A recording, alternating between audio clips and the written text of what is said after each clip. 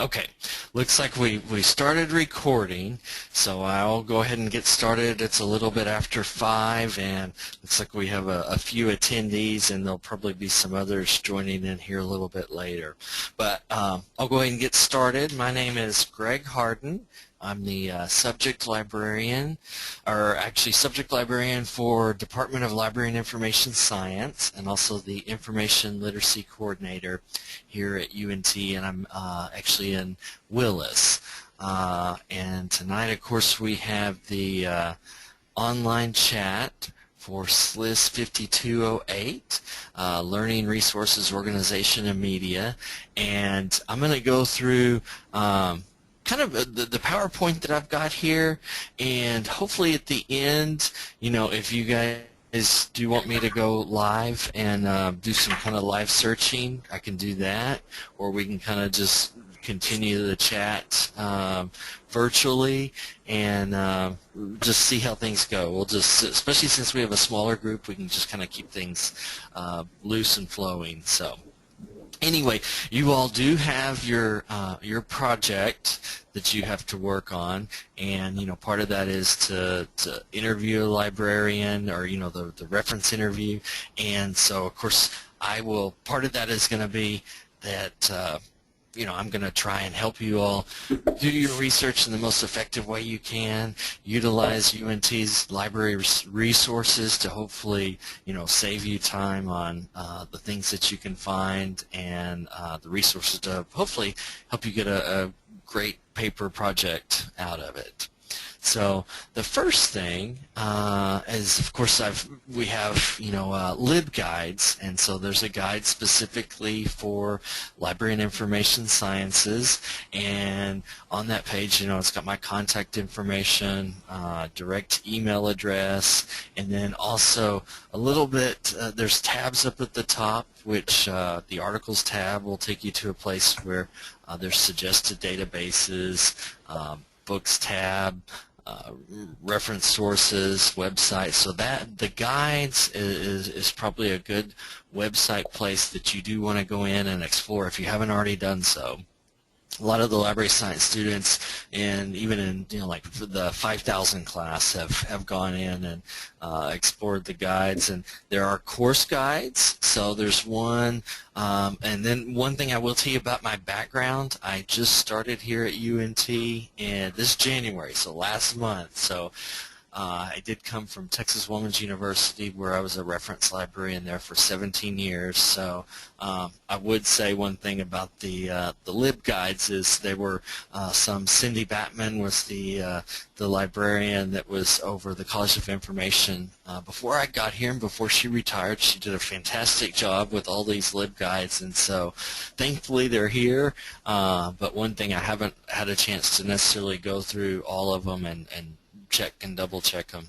So the one thing, the 52.8 guide is there, and I think most of the class guides are sort of arranged generally just as a general jumping off point for the classes, and you know, they are ones that I'm going to go in and update a little bit more as I have time after, since it's only my second month here. So anyway, we've got that.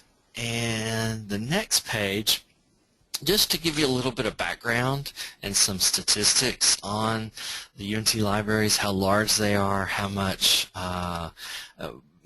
many materials we have. I've just included this quick little statistic snapshot here for you all. It is just kind of fun to look at, you know, how many different monographs we have. You know, nearly 500,000 ebooks. That's one thing. You know, of course, the distance students, and being able to provide ebooks, you know, to the most amount of people, the most, you know, anywhere that they are, is one thing that I think we're striving for. So that those are good to have all those ebooks there. And then another one that is kind of interest down here, the distance learning and faculty delivery request.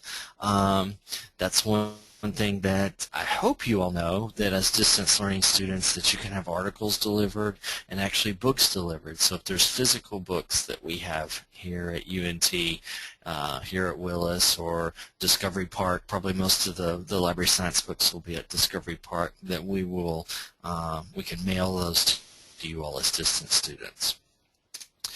So, of course, the library homepage, they did redo some of the web pages over winter break. So everything, of course, it was not so bad for me coming in fresh, but you know, I know a lot of the staff were like, "Oh, this has changed. This has changed," and even the students are noticing a lot of the changes. But your main starting point can be this area, kind of in the top left quadrant of the web page where it says "Start Your Research."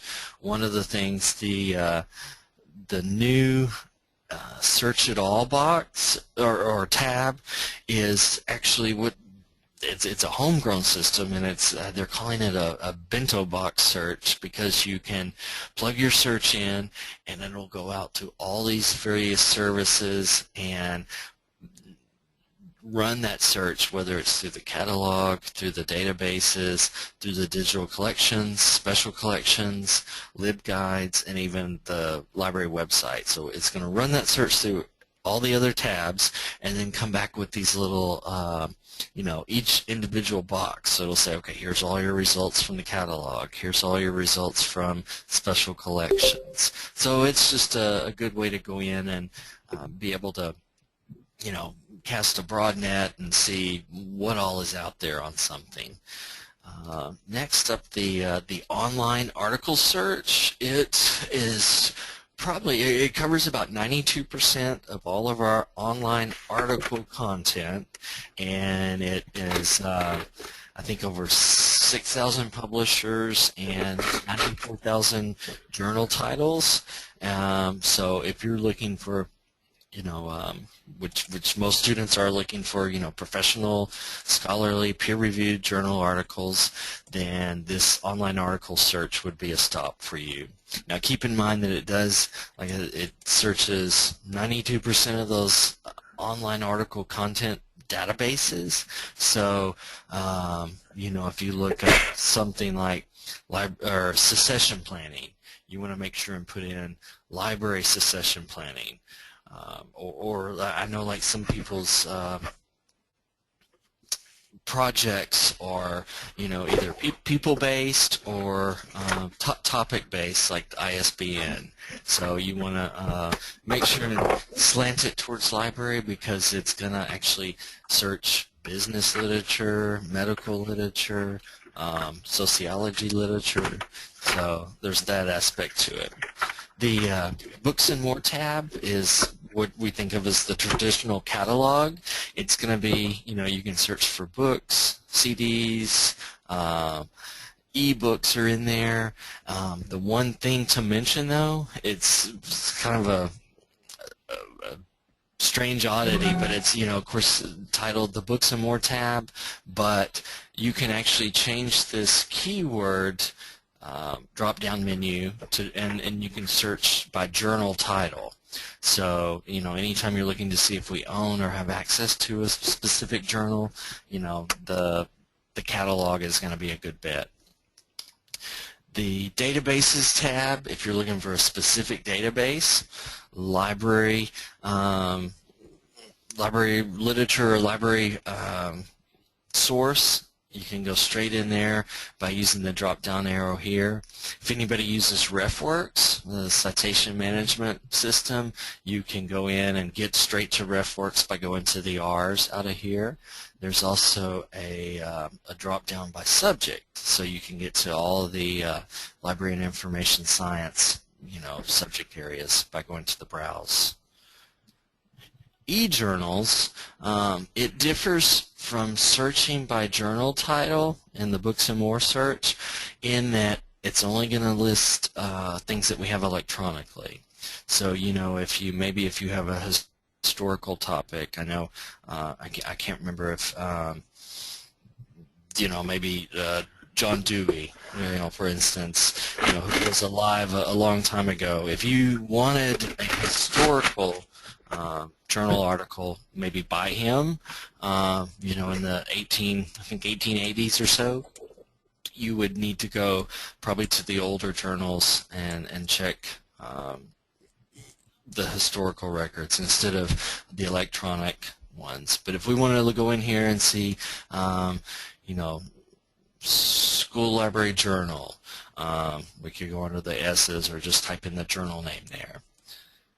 The digital collections is, of course, the digital library, which is kind of home to the UNT's research, scholarly activities, so any theses, dissertations, maybe things written by faculty, would have their home here. And also the Portal to Texas History is also in the digital collections area.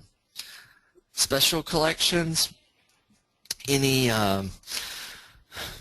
things that have to do with, I think our rare books areas here.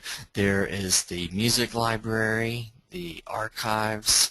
I believe the media library material is categorized and cataloged in here.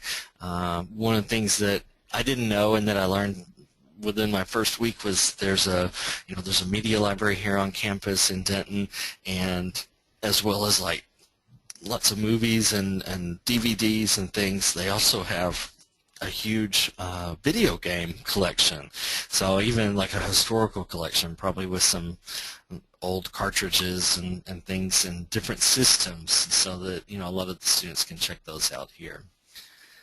The subject and course guide, this is a kind of a quick way for you to get straight to that guide that I showed on the first screen.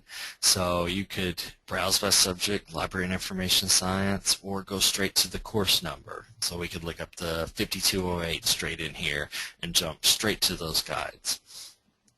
If you do happen to use the search box, keep in mind it's not going to really run a search. It's going to search for words on those LibGuides. So for instance, you could put my last name in there and it probably should come up with the guides that my name's associated with, but it's not going to actually look, beyond those guides.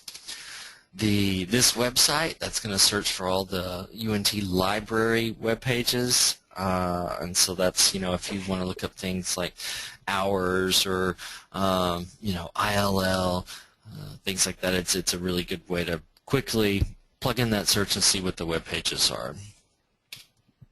Okay. The home page, I kind of want to just point out quickly this gray bar up at the top, and you may want to look through these and, like this says, kind of investigate each section, each tab. This is kind of what we're seeing here is the research tab, and it has kind of subcategories. So if you wanted to look up, UNT Scholarship University Archives, you could click on this link and it would go further down in that page. So these are all the things that are on this research page here. Okay. The services tab, again, same thing, has a lot of the different services we have available. One of those to note, I think, under material delivery, there is a distance learning request right down here at the bottom, and that's one of the things I was talking about before. You all as distance students are definitely eligible to submit those requests, and if it's something that we have, the turnaround time is really quick. If it's something we have to get from another library, if it's an article, most of the time those are done electronically when possible, and those are just given to you as a PDF, so the turnaround time is real quick on those as well. So the off-campus user or off-campus access, one of the main things is if you have any problem at all, just kind of check your EUID, make sure your password's current. That's usually with the online classes, everybody's able to get into Blackboard, so most everything should be up to date. But the one thing to watch out for is, like it says down here, the firewall information. If you're trying to access the databases from either a business, another school, public library, then you kind of have to watch for the firewalls that they have in place there. One thing you can do to help with that, and usually with, I guess it's about 80% of the access problems are solved by accessing through the library or, the university's VPN. So if you just go to this URL, vpn.unt.edu, then what it's going to do is bring up this particular page right here, and you can log in just like the it says there, library.unt.edu, and you hit return or enter, and it's going to run. It's going to pull up the library homepage, but it's going to be as if you're on campus because you're going through the VPN. And then, so from the library homepage, you could go to the subject guide, the databases, and do all the searches like that. And it should work out for you. If not, go to the Ask Us page, or make sure and report the problem to us. Okay. Here's the distance learning request, and a lot of different options here. It will, like I said, you can request things from physical journals that we have. You can request books that we have, and they'll be mailed to you. And then anything that you run across in the databases. Sometimes you run across journal articles, and it may take you to the journal homepage and say, you can have this article, for $35. By all means, don't pay for any of the articles online, but try to get them through our interlibrary loan first, because we'll try and get them free from another library, that we have lending and borrowing relationships with. The main thing is there's a login to ILLiad. ILLiad's the interlibrary loan online system, and you can log in from this page and make a request there. I believe the accounts login will also take you, and it's up in the gray bar here, where you can do your request from there as well. But if you don't have an ILLiad account or have never done an ILO request, you do have to go in and create an account, so you're able to do that. Okay. And here's what the login screen looks like, and yeah, there's the accounts login kind of in the upper right hand corner, and you can log in right here. Okay. This is kind of just doing a simple search, looking for school libraries as a keyword in the catalog, and this is what a list of results. This is a keyword search for library leadership, and so it will, I jumped ahead, come back, there we go. It'll give you your list of results. It'll tell you the location, the call number, and if it's checked out or available. If it's a electronic book, it should give you a link and say online access, and you'll be able to click on it and get to it straight from the record here. Subject searches, since this is a cataloging class, you probably know, all about the subject headings, the way things are categorized with, the Library of Congress subject headings. If you change this to subject, it is going to be searching by, LCSH. So just keep in mind that it needs to be, an official subject heading. It's not going to pull up just every keyword. One of the examples that I used a lot at TWU, since Texas Women's University has a huge cookbook collection, that I always found it odd. The Library of Congress subject heading for cooking is actually cookery, kind of an old term. But so if we wanted to find cookbooks and we wanted to search by subject headings, we had to search for the word cookery, which is not always intuitive.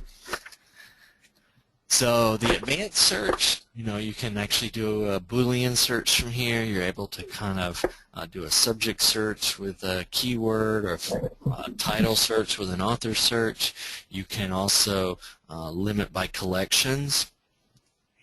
And this is what the internal record would look like, the detailed record. And again, you do see the subject headings here, and all of them are clickable, so that if you do find something in a list of results, that look at the subject headings, and either you can refine your search if you have some new terms, or click on these and go to like material. Okay. And the other thing at the bottom of these records, there's a couple of really good things in here. One is the distance ed info, so that would take you to a place where you could request that book. There's also a permalink if you need to,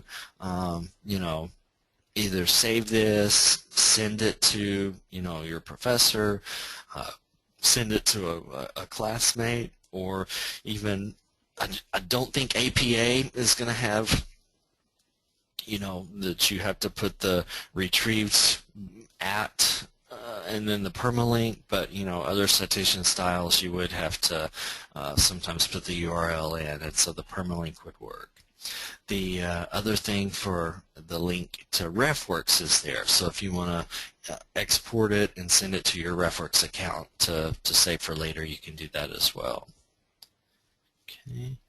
So the ebooks, like I was saying, we've got the basic and the advanced search. So ebooks will be listed as a material type, so you can limit just to that.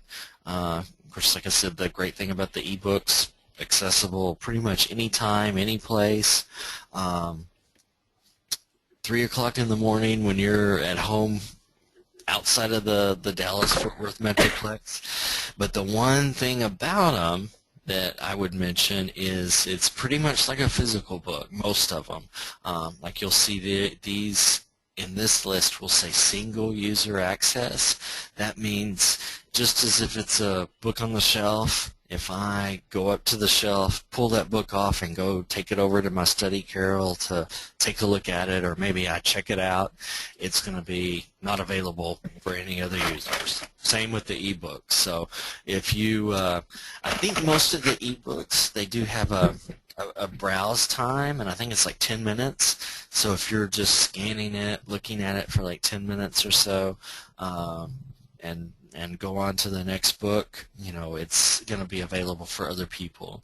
But if you either check it out or look at it for a longer period of time, or do any printing of any pages, I think then it will kind of take it out of circulation, so it won't be available for other users for a period of time. I think some of them are 24 hours. Okay, and this is, you all are probably very aware of this, but I always put this into my presentations just in case. The difference between scholarly and popular. Most of your work is going to be pulled from scholarly journals. There'll be, journals written by people in the field, peer-reviewed. They'll go through a series of vetting by academic and professionals in the area, and there'll be journals that you'll find within our library literature, our databases. Of course, the popular magazine, things that you'll find on the bookstore or grocery store shelf. Okay.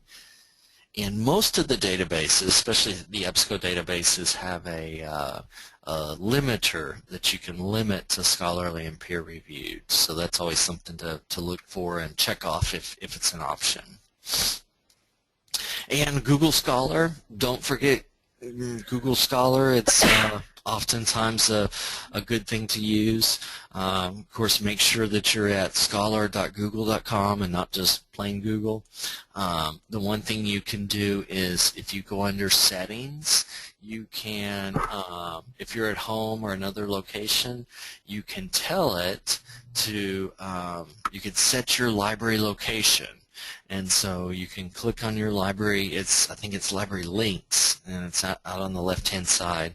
Do a search for University of North Texas, and then save your library, and then it'll kind of link your results to our holdings. Another thing that students often don't know is this little gray drop-down arrow. If you click on that, it'll bring up the advanced search for Google Scholar. And the advanced search is oftentimes better and gives you more precision, in your searches. So this is, if you're looking for a particular article, the federated or integrated search here, is searching across most of our holdings, not all, but most of them. So this is a good way to, if you have a reference list or, a required reading or something that you are looking for a certain article, I usually just put in, about 4 to 5 words at the title, and most of the time it pops right up there. So that's a good way to get to that if you have the specifics on it. And this is just a list of results after you do that federated search. And one thing I wanted to show you was the ways that out on the left-hand side that you can use the facets to refine your search once you get the results. Because like school library budgets, we have over 100,000 results here, so we could change the date with the slider, or type in our date here, narrow down straight, with the subjects, limit by, of course it's not going to kick out all that much, but some foreign language things. And then also up in here we want to, limit to scholarly peer-reviewed. So don't forget to use your facets or limiters out there. Most of the databases, as well as the all-in-one UNT search, have certain things like this, so kind of look for those and use those whenever you can. The find journals and e-journals, this was the one I was saying that, if you had a particular journal title, you could type that in or browse by that title. Also browse the databases by subject and by title. So that's what that area looks like. EBSCOhost, you all probably are familiar with EBSCOhost and its many different databases. And so the good thing about EBSCOhost is once you're in, you are able to click on this Choose Database link, which is over the search box, and you're able to pick off or choose more than one database to search at one time. So for instance, this is in library literature, information science retrospective, it's in, looks like LISTA, and then library and information science source. So this is in 3 separate databases that we'd be able to run this search through. Okay. And with the database tools, again, use the subject terms whenever you can. The Boolean operators, kind of make sure. I believe EBSCO, if you type library leaders on the first line there, it's going to treat that as a phrase, even if you do not put quotes around it. If it's on one line, it'll be a phrase. So do kind of try and use those.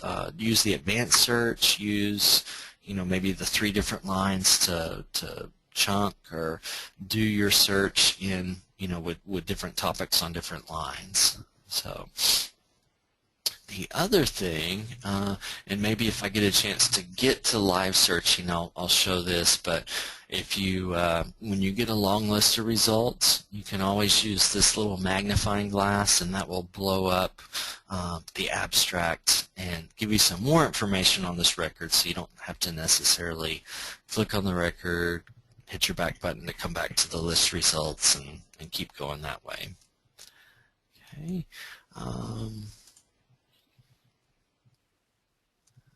Next, there we go.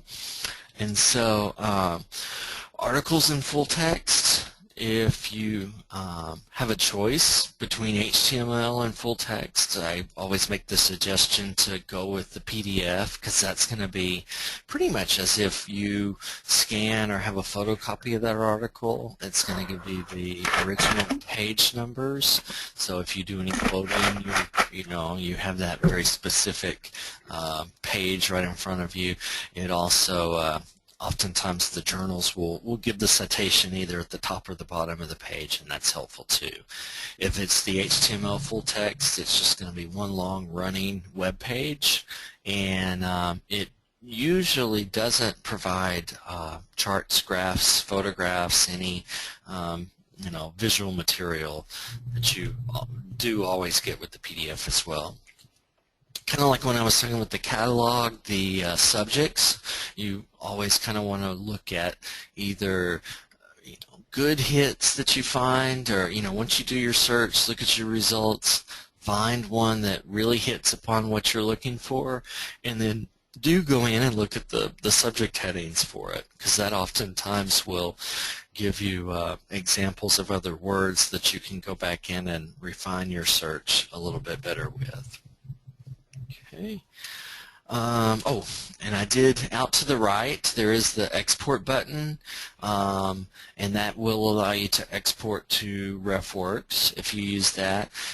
Right above it is a cite button, and it will, if you click on the cite button, it will bring up how to cite this particular article, in various different formats, APA being one of them. I do always suggest too that everybody kind of checks and double checks those, because it's pretty much whatever information is here, it's going to just transfer it over to the EBSCO little cite feature.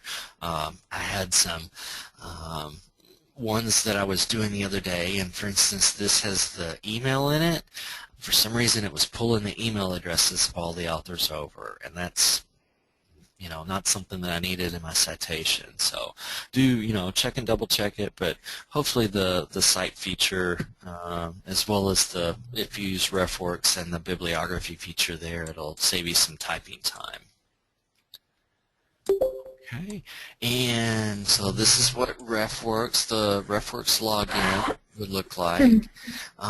If you've not signed up for a RefWorks account, and I would suggest it, there's a place for you to sign up right here. It, like I said, is a citation management tool, helps you collect and manage and organize all your references.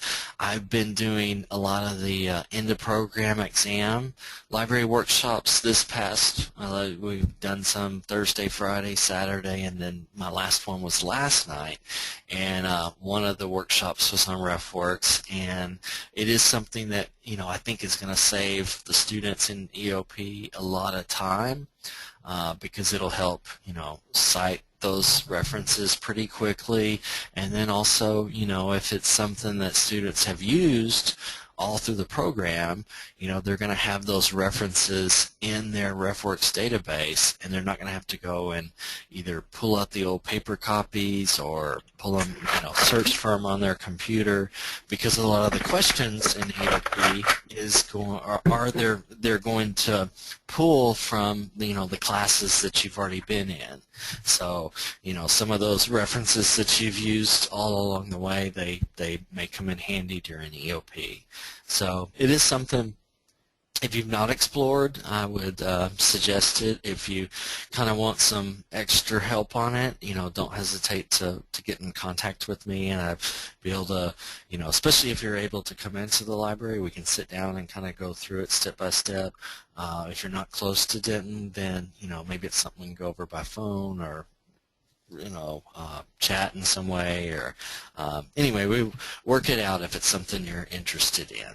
So After you import your records into RefWorks, it puts it into a place called kind of a holding area called last imported folder. And once you kind of get that, it's going to look like this. And again, it pulls it all over, pulls the subject headings, a direct link to it, author title, everything that you need. You can see there's some folders out to the right-hand side here. I always suggest the last imported folder holds whatever you just imported from a specific database. Go ahead and kind of handle it, deal with it right up front, organize it, and that's what this little drop-down Manila folder is here. You would click on that button and you could add this record to one of these folders or create a new folder, based on the topic or the paper. I usually have students organize their folders either based on class name or, if they have multiple papers for classes, they can, do paper topics. And even the end of program exams, I think there's 3 specific essays the students have to do. And so we suggest that they do, like essay 1, essay 2, essay 3, and have 3 folders for them. Once you kind of get a lot of different results in here, this is what this will look like. You can kind of manage things all at one time. The way you do a bibliography is there's a bibliography button right above, kind of got chopped off here, but it's right above here. It'll say create bibliography, and you can create the bibliography based upon the folders right here. Okay, so I've provided my contact information here, email address and phone number. The phone number goes straight to the kind of the Research and Instruction Services main office, but either our office assistant or somebody in there would be really easy to transfer to me, or just kind of walk around the corner and give me the phone. So don't hesitate to call and email. And I guess one thing, we can open it up for questions, for chat, and maybe see if you all do want me to kind of go live and do a search through EBSCO and run it, pull it over to RefWorks or not, or if we just want to field questions. I'll kind of open the floor and see what you guys want to do.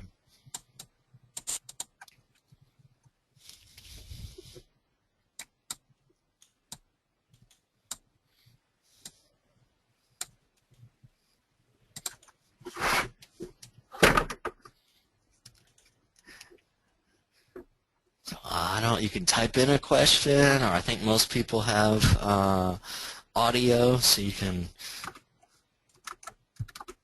speak out and let us know. Good introduction. Okay, good.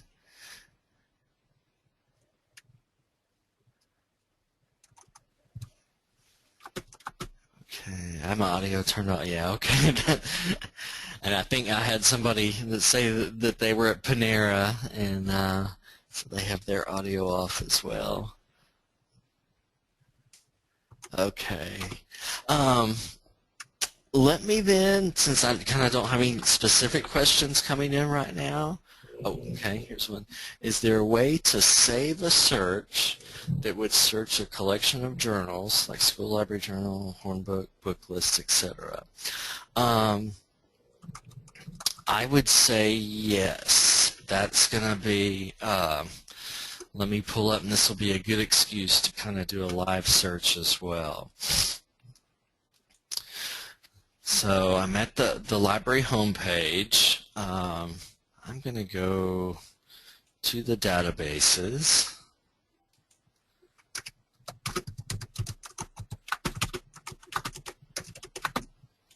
Let's see if I can get into Library and Information Science Source. I'm going to go straight to that, and hopefully I'm I'm going to find, this is going to maybe demonstrate quite a few things all at one time. And the one thing I do straight off is go straight to the advanced search. So right now I'm in just library and information science source. I can, like I said, do the choose databases, and I can pull up, you know, everything that has to do with library science and search all those at one time. Academic Search Complete. Are you ready to walk? Is another one. On the computer. And so right now I'm in 3 separate databases, and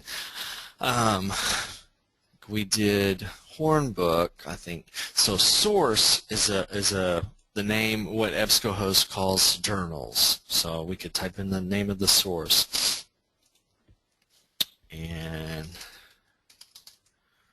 we'll see how this does. So Hornbook. Maybe I must try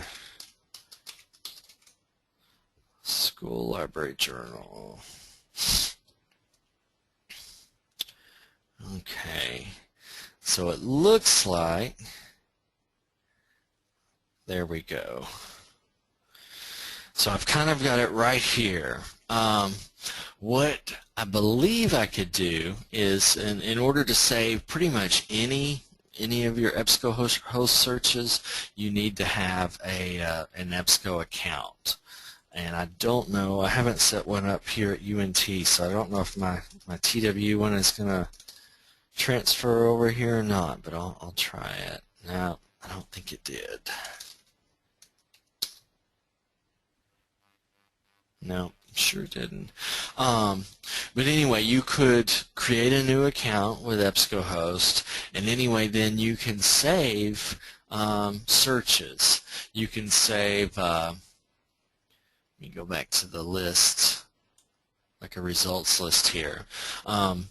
EBSCOhost kind of works on folders, and you can actually, anything that you put in your folder is going to be saved, you know, as long as you're signed in. Since I'm not signed in, if I close my browser here, it's going to erase everything. If I'm signed in and I want to save certain things into particular folders, I'm able to do that with the account.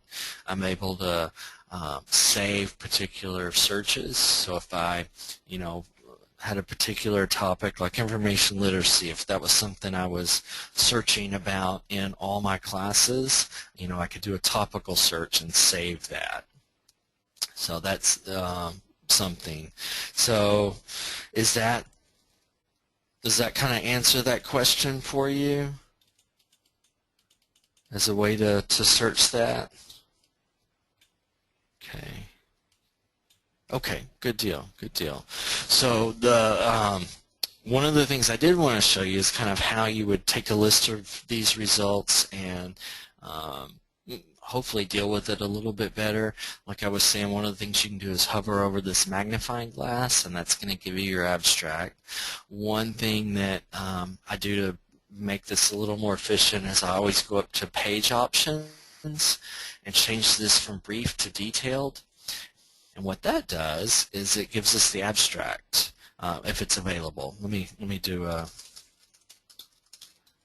information literacy search by I'm going to leave it as a keyword search.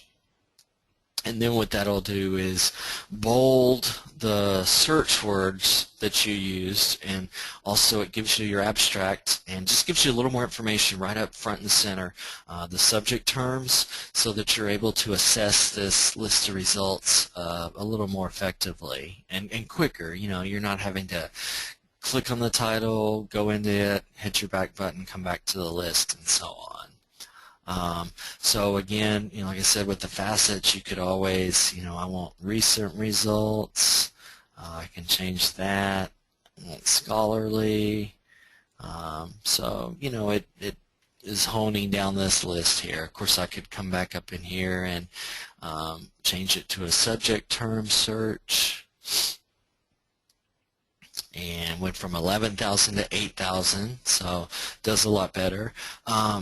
So if I wanted to take these and export them to RefWorks, what I could do is click on the record and export straight from here, and it'll do a direct export to RefWorks.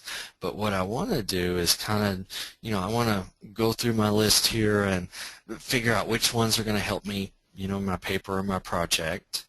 And so I'm going to select a few just on a whim, but you'd want to be strategic about it. So I'll go through here, and I've got my folder up at the top, and so I've got a list of 6. So then what I could do is click on Select All, and then I could export, and then I could do a direct export to RefWorks, and what that'll do is bring up a place where I can log into RefWorks or sign up for a new account. I already have my account. Oh, let's see.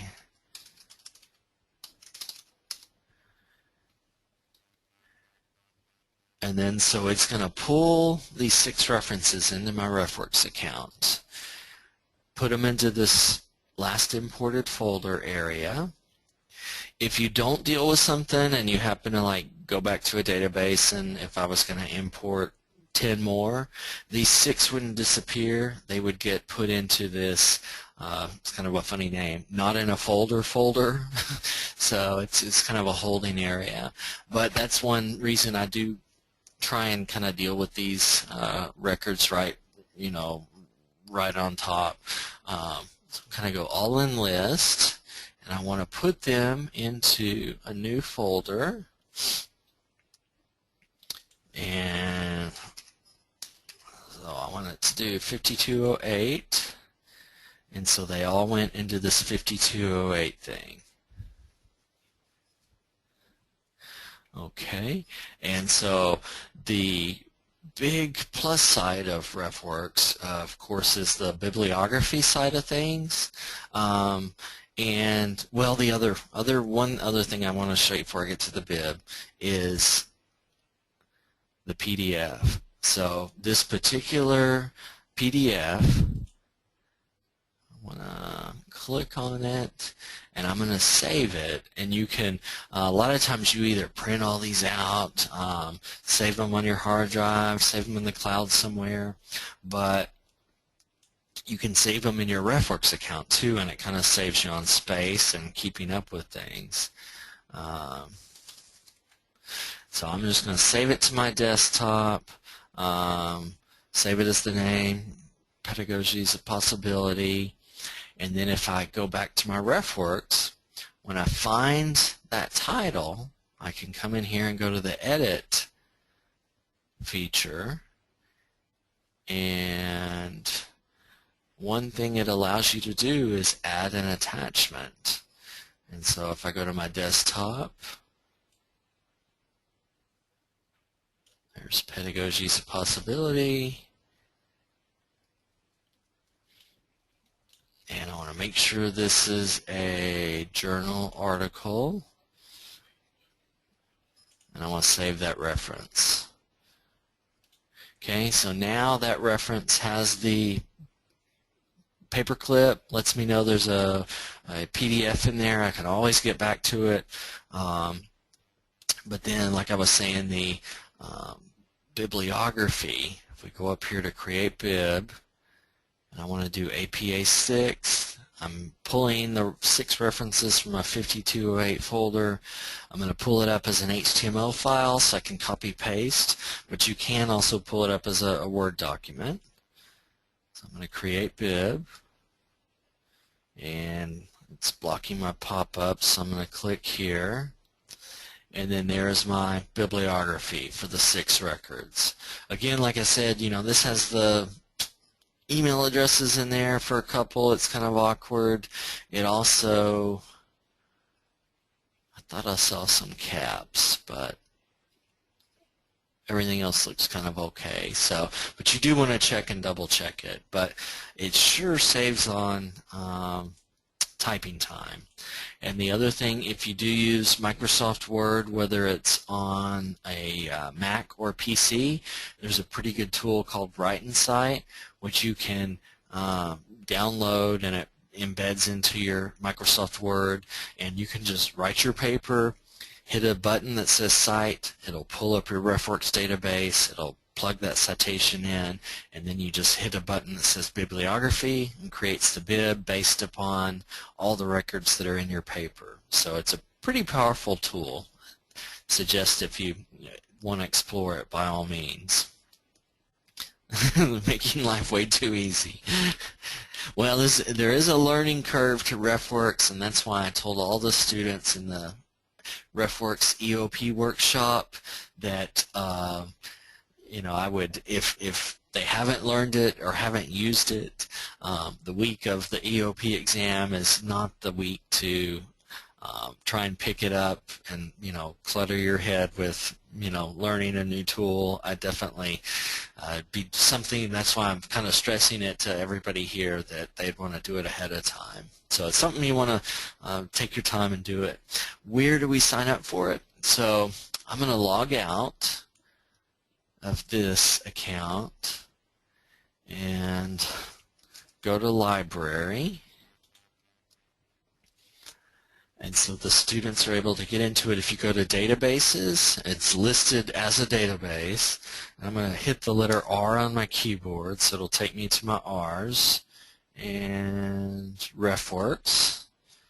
So I can click on Go, and it takes me to the sign-in page so they could sign up for a new account right here. Okay. The one thing is if, for instance, off campus, if it's not really recognizing you as UNT, make sure to go to the VPN before you go to the library homepage. And that way, let me show you what the VPN looks like. I'm not going to do it since I'm on campus, but this is what you'd do if you were off campus. Oh.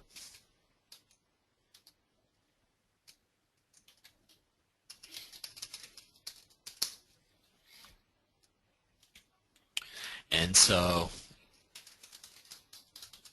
we could type in library.edu, UNT library, and so now we're at the library page, but we're passing through the VPN, which is virtual private network, and so it is basically the same as if we were sitting right here in the library or somewhere on campus. So every web page we go to, it thinks we're on TW, or UNT. My apologies.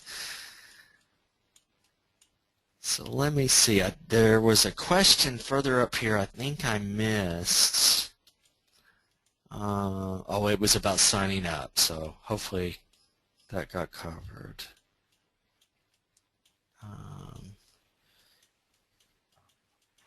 UNT, do we need to use? I believe you may want to use an alternate email address, because one of there's a plus side to this, that as long as UNT continues to subscribe to RefWorks, you will keep the account as an alumni. You don't retain access to the databases once you graduate, but you do to RefWorks. And so one of the things that's another plus side for pulling in the PDF and saving those PDFs into your RefWorks account, because those will go with you as an alumni. The links that are in there will take you back to the database, and so if you've graduated and your EUID is not working anymore to the databases, then all you're left with is just the citations. So anyway, that's a plus for either putting in that alternate email address and then also putting in the PDFs.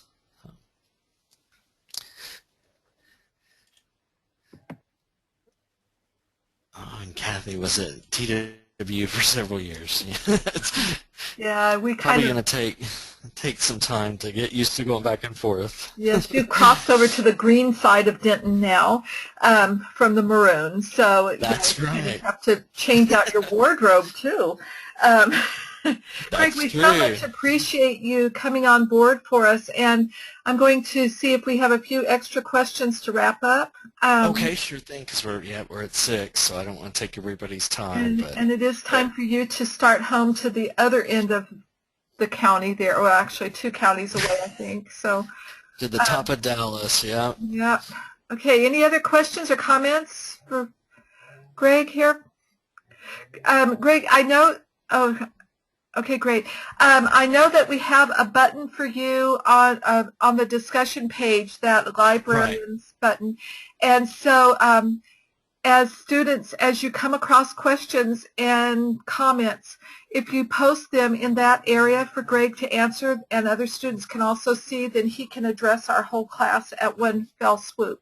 Mm-hmm. I mean, you're welcome to send him an email also, but you know that librarian's corner is specifically his corner of our course. Right, So and I've got that set so that when something's posted, it'll email me as well. So hopefully I'll be able to get to it pretty quickly. Great, great. And Greg is on our roster as one of our instructors for this course, so anything you post with all of his spare time, because you know he just sits and reads the good books. Yeah, we can interrupt him every now and then and ask a question, but he does pop in and out of our course and is kind of keeping an eye on the reference and research projects here for us. So be sure to utilize this service that we have because it is part of your student service fees. That's right. Yep, yep. And then I guess, did that cover everything you guys needed me to cover for the reference interview portion? Did I need a buzzword or keyword? Oh, you do need a code word, yes. A code word? Gosh, I don't know. That's a good one right there. I don't know. I don't know. Okay, so I don't know is your word that you're going to use when you write your summary statement to show us that you either were here or you have listened and watched the archive. So that's our clue words there that tells us that you were truly paying attention. Great. Awesome. Okay. Anything else for Greg before we go?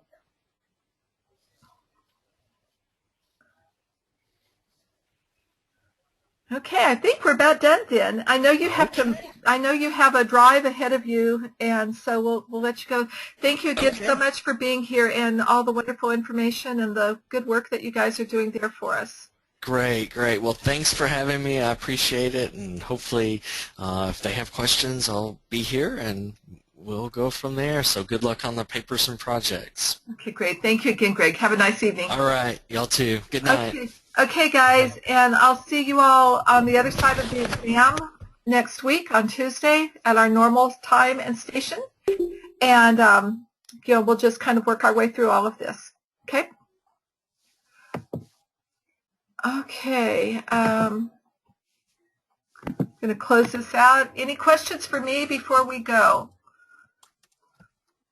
I'm wondering what I use the I don't know for. Okay, in your summary statement about the research interview, you're just going to work that in. You can just write a sentence and say the code words or the code phrase was I don't know, and that tells those of us who are grading your work that you actually saw or listened to or were present in the chat. Okay, great. Thank you. Because unfortunately, in past